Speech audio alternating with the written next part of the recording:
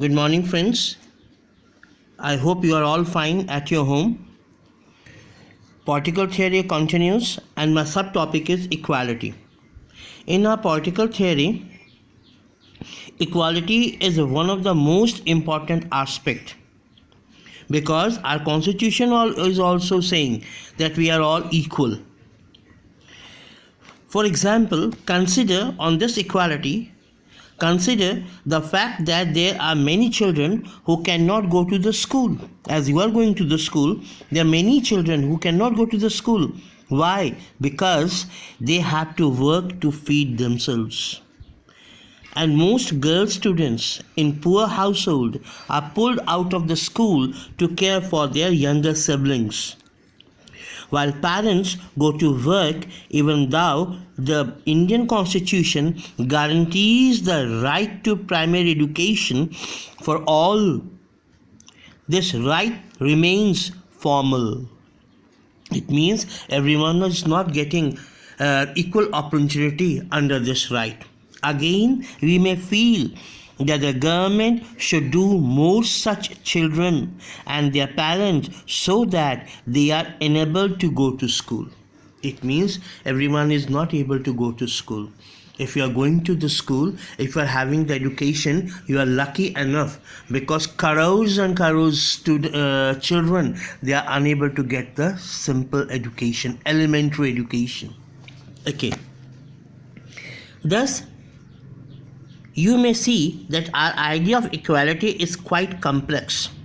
When we are in a queue or playground, we want to equal opportunity. If we suffer from disability, we want to special provisions made when we cannot even afford basic needs. Equal opportunity is not enough. Means are not there. Okay, constitution says you have to have equal opportunity, but to go for the equal opportunity, we don't have any mean. So what is the use of equal opportunity? We must be enabled to go to school. We must be enabled. That's why midday meal started. Midday meal, so that nobody can say that we have to go for we have to work for our own home for our meal. So midday meal started.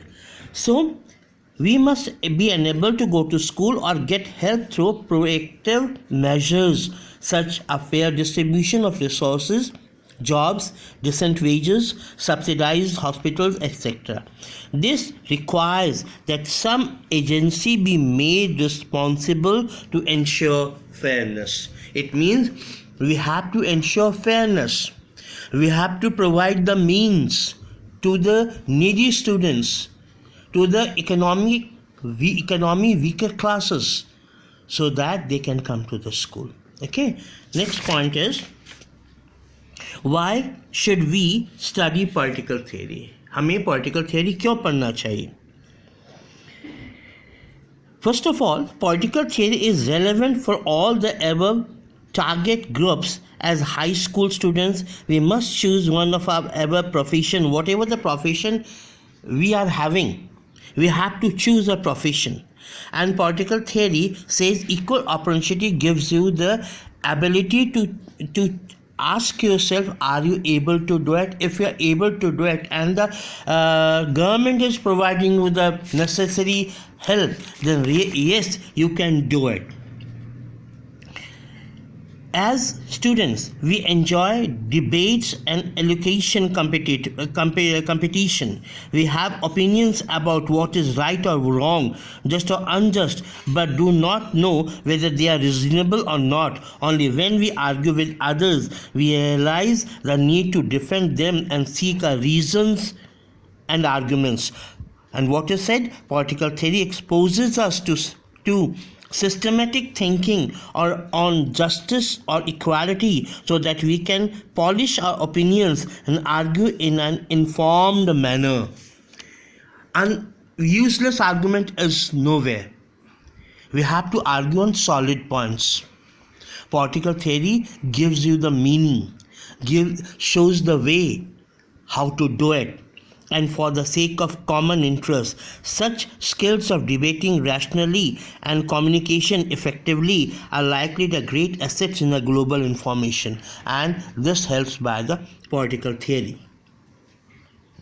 Freedom, equality, and secularism. These 3 points are very important in a political theory.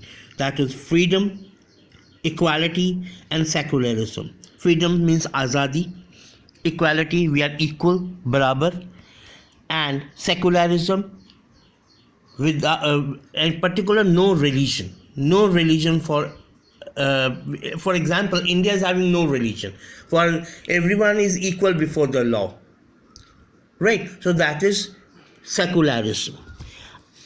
That these are not abstract ideas. This secularism, this equality, this freedom, this is not abstract ideas. What do you mean by abstract idea? Existing in thought or as an idea but not having concrete existence. Concrete existence नहीं है, ये आपके दिमाग में है. I am telling you what do you mean by abstract idea. Something is in your mind but it is not in concrete. That is abstract. For example, beauty is an abstract idea, right? Love is an abstract idea, right? Then another one is prejudices. Another word is prejudices, perceived idea, preoccupied idea.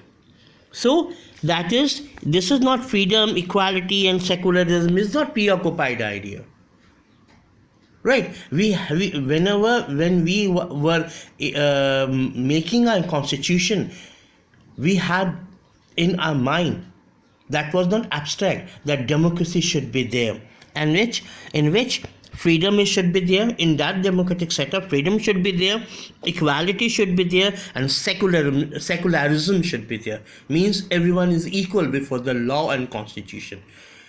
Thank you. Next video.